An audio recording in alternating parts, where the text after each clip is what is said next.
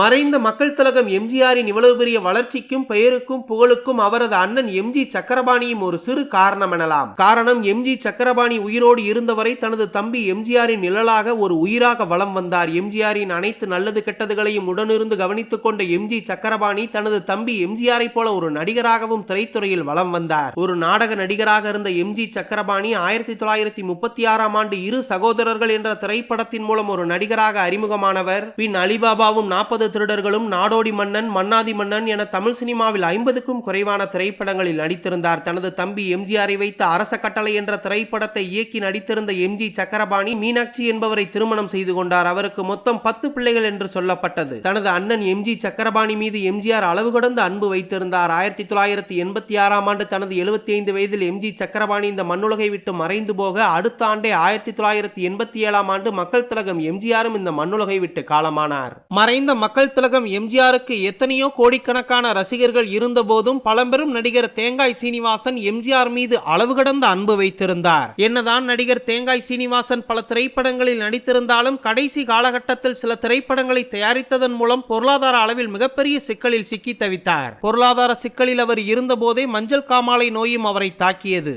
ஒரு முறை தேங்காய் சீனிவாசனை பார்த்த புரட்சி தலைவர் எம்ஜிஆர், எதற்காக உன் கண்கள் இவ்வளவு மஞ்சளாக இருக்கிறது என அக்கறையோடு தேங்காய் சீனிவாசனை விசாரித்ததோடு மட்டுமல்லாமல் மஞ்சள் காமாலை என்று தெரிந்தவுடன் தேங்காய் சீனிவாசனுக்கு தேவையான அத்தனை மருத்துவ உதவிகளையும் செய்தார். என்னதான் தேங்காய் சீனிவாசன் எம்ஜிஆர் மீது அளவு கடந்த அன்பு வைத்திருந்தாலும் படம் தயாரித்து பணத்தை இழந்த விஷயத்தை அவர் சொல்லவே இல்லையாம். ஒரு கட்டத்தில் இதை தெரிந்து கொண்ட எம்ஜிஆர் 15 லட்சம் ரூபாய் பணத்தையும் கொடுத்து உதவி இருக்கிறார். இவர்களுடைய இந்த அதீத அன்புதான் எம்ஜிஆர் இறப்பதற்கு ஒரு மாதத்திற்கு முன்பு தேங்காய் சீனிவாசன் தனது 50 வயதிலேயே இந்த மண்ணுலகை விட்டு மறைந்து போனார். கொடுத்து கொடுத்து சிவந்த கைக்கு சொந்தக்காரரான கலைவாணர் NS கிருஷ்ணன் தனது கடைசி காலகட்டங்களில் பொருளாதார ரீதியாகவும் உடல்நிலை பாதிக்கப்பட்டு மிகுந்த சிரமத்திற்கு உள்ளானார். அப்படி ஒருமுறை அவரது கடைசி காலகட்டத்தில் மருத்துவமனையில் அனுமதிக்கப்பட்டிருந்த NS கிருஷ்ணனை சந்திப்பதற்காக எம்ஜிஆர் அங்கு வந்தார். தூக்கத்தில் இருந்த NSKவை பார்த்து ஒரு நிமிடம் கண்கலங்கி போனார் எம்ஜிஆர். சிறிது நேரம் அங்கிருந்த எம்ஜிஆர் NSKவின் மனைவி TA மதுரத்தை அழைத்து, நான் வந்த விஷயத்தை அண்ணனிடம் சொல்ல வேண்டாம், காரணம் அவர் விழித்த பிறகு நான் பார்க்க வேண்டும், எனவே மாலை வருகிறேன் என வேண்டுகோள் விடுத்து சொல்லி சென்றார்.